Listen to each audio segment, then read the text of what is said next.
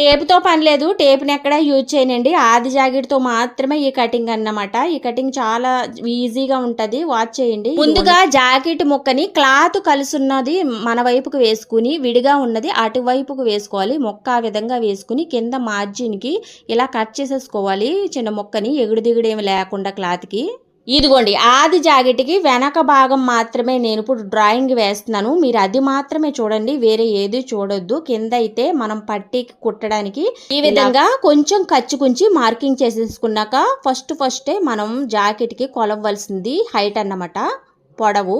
జాకెట్కి కింద ఉన్న డాట్ కాడ నుంచి పైన షోలర్ ఉంది కదండి, అది మధ్యలోకి మడత పెట్టి టిక్ మార్క్ చేయాలి. ఎక్కడి వరకు ఉంది ఒక మార్కు, అలాగే పైకి కొంచెం 1 ఇంచు చెయ్యాలండి. ప్రతి దానికి 1 ఇంచు వరకు ఖర్చుకి వెళ్తుంది అనమాట టిక్ మార్కు, అదైతే గమనించండి.